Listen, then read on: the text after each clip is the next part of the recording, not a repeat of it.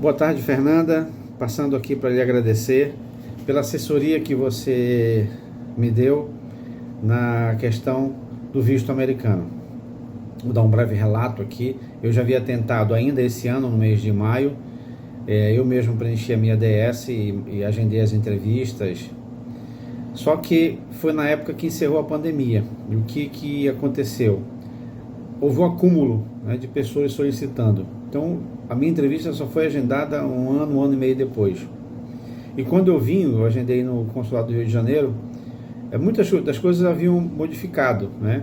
E, sinceramente, eu não atentei, eu não lembrava do que eu havia preenchido na minha DS, alguns detalhes. E o nervosismo também ajudou com que eu tivesse duas respostas, com certeza, que estavam diferentes da DS, e meu visto foi negado. Isso, sabe, eu vejo o relato das pessoas, nos deixa muito triste. Chega a abalar um pouco o psicológico, né? Hoje em dia eu entendo quando eu via os relatos na internet. E aí busquei através de uma assessoria. Eu falei, não posso fazer sozinho. Apesar de minha esposa insistir, eu falei, não, eu vou fazer esse investimento que é muito mais seguro. E nas minhas pesquisas eu encontrei o canal no YouTube da Fernanda com o esposo dela, onde eles davam orientações, onde eles postam as pessoas que foram através deles e explicavam o que tinha acontecido, de que forma que os vistos tinham sido negados antes e os vistos foram aprovados a partir do momento que eles deram essa assessoria. Feito isso, nós entramos em contato, conversamos e fomos fazendo todo o processo. Ela, com maior paciência, ela faz as perguntas. Eu sei que tem pessoas que às vezes vão achar que, poxa, isso aí é chato, mas não. Ela insiste, ela faz as perguntas, ela deixa você falar para entender as suas necessidades, e aí em cima disso ela pega a sua DS, ela preenche, ela faz as devidas correções e envia. Em seguida ela agenda algumas chamadas de vídeo, onde há uma conversa para entender, para ver se a pessoa se aquilo que está preenchido é o que a pessoa realmente vai apresentar.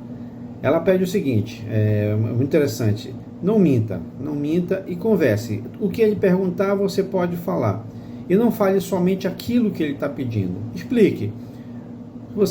As perguntas que caíram para mim desta vez, né, nessa segunda entrevista, que eu consegui o agendamento, e foi agora nesta semana de 20 e 21 de agosto de 2024.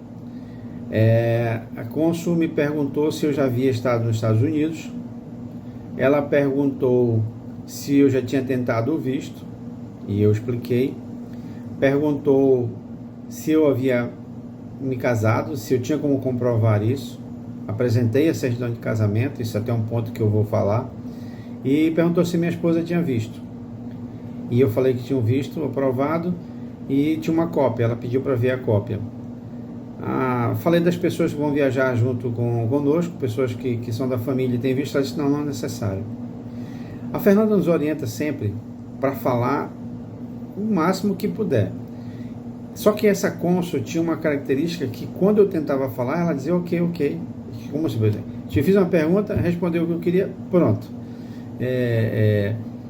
Então ficou nesse nível. Eu fiquei muito nervoso. O fato de eu ter apresentado a certidão de casamento, eu já estou com minha esposa há 7 anos, e aí a Fernanda orientou, olha, se puder casar e ter a comprovação, é um vínculo melhor que você tem, um vínculo do país e um vínculo com uma pessoa que já tem um visto aprovado com viagem para os Estados Unidos. Então o que aconteceu? Isso eu tenho certeza que foi o ponto fundamental, né?